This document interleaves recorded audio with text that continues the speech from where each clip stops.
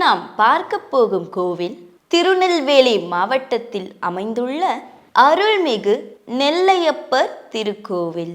3ஆம் திருமுறை, 7ஆம் திருமுறை, 12ஆம் திருமுறை மற்றும் திருவிளையாடல் புராணம் போன்ற நூல்களில் இக்கோவிலின் புகழ் போற்றி பாடப்பட்டுள்ளது.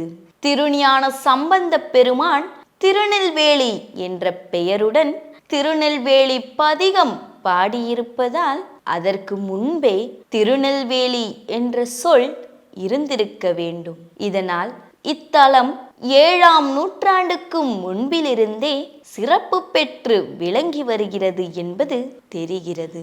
இத்தகைய சிறப்பு வாய்ந்த இக்கோவிலின் வரலாற்றைத்தான் இப்பொழுது நாம் பார்க்க போகிறோம். முந்தைய காலத்தில் ராமகோணர் என்ற பால் வியாபாரி இருந்தார். அவர் அங்குள்ள அரண்மனைக்கு பால் ஊற்றுவதை வழக்கமாக கொண்டிருந்தார். அப்படி ஒரு நாள் பால் ஊற்றுவதற்காக அவர் சென்று கொண்டிருக்கும் பொழுது வழியிலிருந்த கல்லின் மேல் கால் இடறி பானையில் இருந்த பால் முழுதும் அந்த கல்லின் மேல் கொட்டிவிட்டது. தொடர்ந்து 4-5 நாட்களாக இந்த நிகழ்வு நடைபெற்றதால் பயந்து போன ராமகோணர் உடனே மன்னனிடம் சென்று முறையிட்டார். மன்னரும் வீரர்களை அழைத்து கொண்டு அவ்விடத்திற்கு சென்றார்கள்.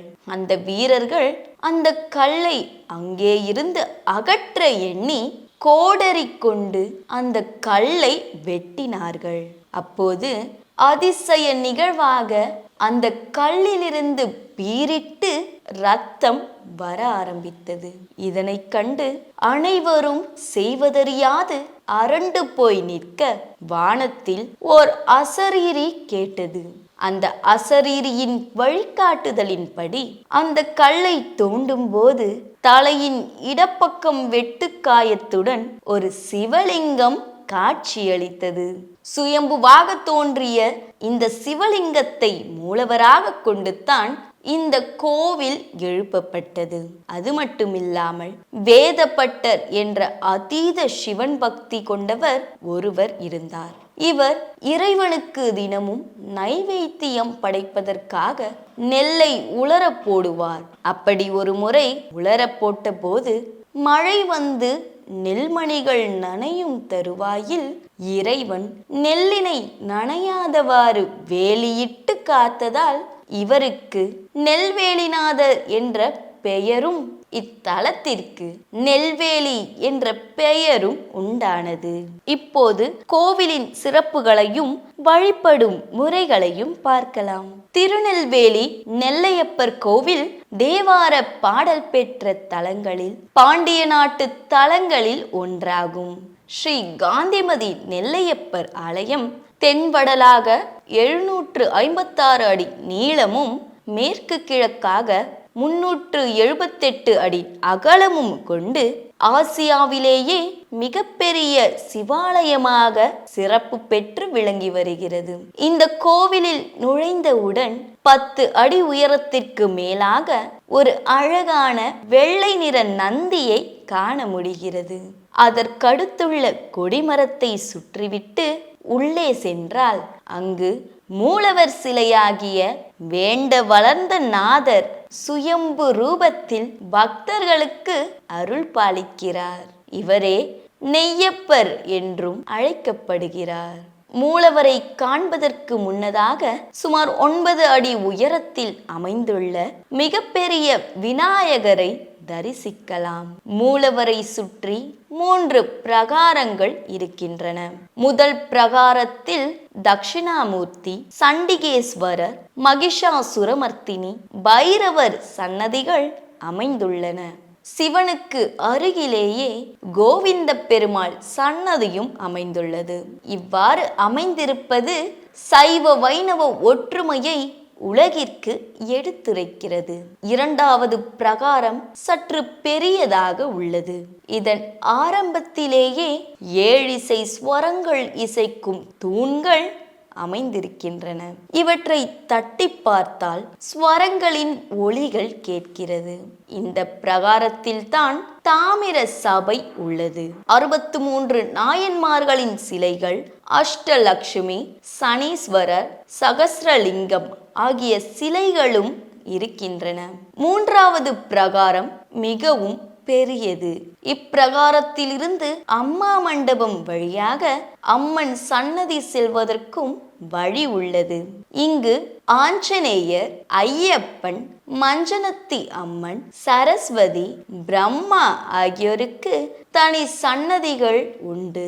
கோவிலின் உள்ளே மிகப்பெரிய உள்தெப்பம் ஒன்று உள்ளது. இதுபோல் கோவிலுக்கு வெளியே 1/2 கிலோமீட்டர் தூரத்தில் வெளித்தெப்பம் ஒன்றும் காணப்படுகிறது. மூன்றாவது பிரகாரத்தில் முருகப்பெருமானுக்கு தனியாக பெரிய சன்னதி உள்ளது.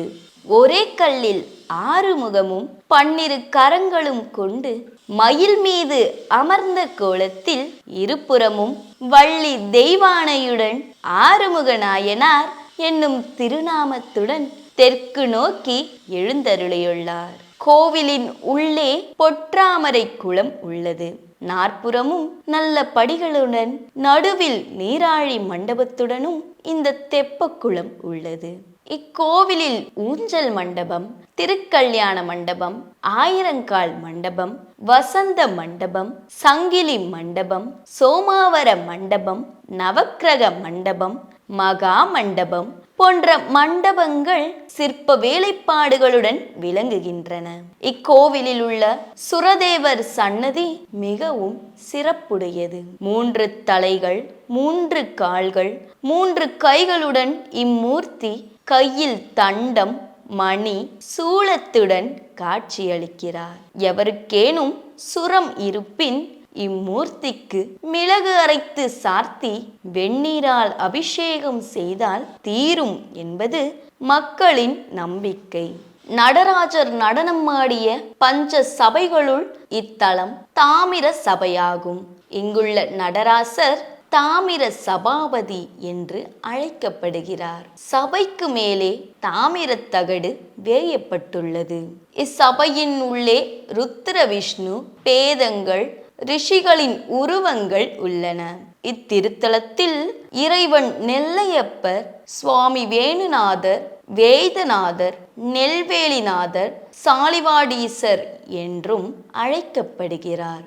இத்தலத்தில் உள்ள அம்பாள் காந்திமதி அம்மை, வடிவுடை அம்மை, திருக்காமக்கோட்டமுடைய நாச்சியார் என்ற பெயர்களிலும் அழைக்கப்படுகிறார். இக்கோவிலில் தினசரி பூஜைகள் சிறப்பாக நடத்தப்படுகின்றன. இக்கோவிலில் ஆண்டுதோறும் ஆணி பெருந்திருவிழா சிறப்பாக நடைபெறுகிறது. 10 நாட்களுக்கு நடைபெறும் இத்திருவிழாவில் தேரோட்டம் நிகழ்வு சிறப்பான ஒன்றாகும்.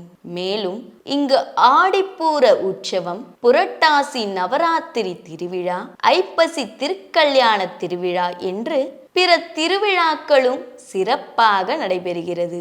மற்ற கோவில்களைப் போல மார்கழி மாதம் விடியற்காலையில் இவ்வாலயம் திறப்பதில்லை. மாறாக கார்த்திகை மாதத்தில் காலை 4 மணிக்கெல்லாம் கோவில் தரிசனத்திற்காக திறக்கப்படுகிறது. கார்த்திகை மாதத்தில் வரும் சோமவாரங்களில் இறைவனுக்கு சிறப்பு ஆராதனைகள் நடைபெறுகின்றன. கல்விக்கு அதிபதியான புதன் குபேர திசையான வடக்கு நோக்கி திருப்பி இருப்பதால் நல்ல வேலை வாய்ப்பு கிடைக்கும் மற்றும் புதனால் உண்டான தோஷங்கள் நீங்கும்.